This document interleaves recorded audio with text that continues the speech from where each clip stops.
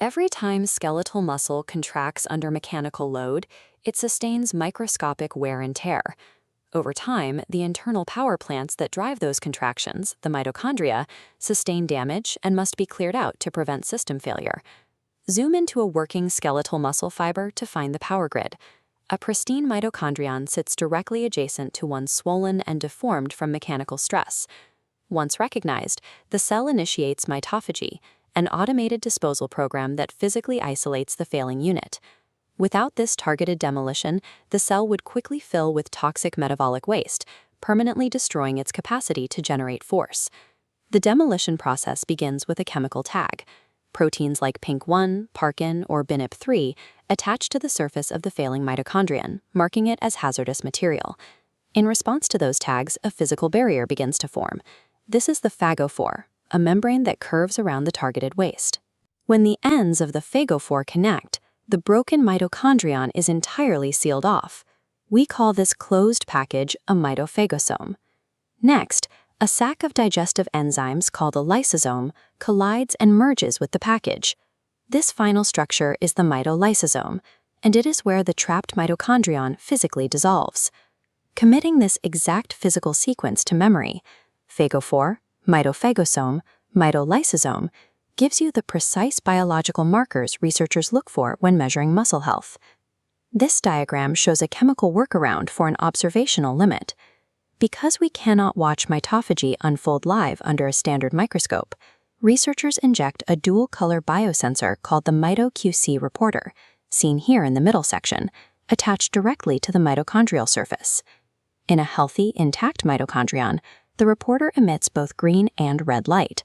Optically, these combine to produce a yellow signal. The trick relies on the final stage of degradation. When the lysosome fuses to create the mitolysosome, it introduces an extreme acidic environment. Those H+ ions chemically quench or shut off the green fluorescent marker. The red marker is immune to the acid. The isolation of this pure red light provides mathematical proof that degradation is actively happening. For a researcher analyzing tissue samples, the data is binary. A pure red dot proves the cellular trash has been successfully incinerated. A yellow dot means the waste is just sitting in a bag, undigested. We often think of exercise solely as a building process, adding mass and strength. In reality, acute physical stress aggressively destroys existing mitochondria, forcing the cell to clear the debris and rebuild. Look at these two tissue samples. Based on the fluorescent markers, which represents a muscle following intense endurance exercise? If you chose sample B, you're correct.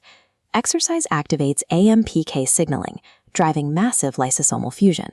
The flood of red dots confirms spiked mitochondrial turnover. Sample A illustrates a severe failure state. The dominant yellow signal indicates that while the waste was bagged, the lysosome structurally failed to fuse. This toxic traffic jam is a defining feature of severe physical disuse and aging. Maintaining a highly functional muscle requires continuous turnover. You have to actively demolish the old network to make room for the new. This schematic illustrates the macro-level results. Top, the pale, atrophied architecture of inactive muscle, contrasted against the robust, dark red tissue of exercise-trained muscle below. Zooming in, the inactive tissue is choked with failing mitochondria. The trained tissue stays pristine. Exercise maintains an efficient fleet. Take a moment to explore this final interactive schematic. Hover over the structural stages, from phagophore to mitolysosome, and map them directly to the yellow to red optical shift we just analyzed. Mastering the mechanics of mitophagy bridges the gap between physical effort and cellular health. It shows exactly how the mechanical stress of exercise chemically intercepts and delays the aging process at the cellular level.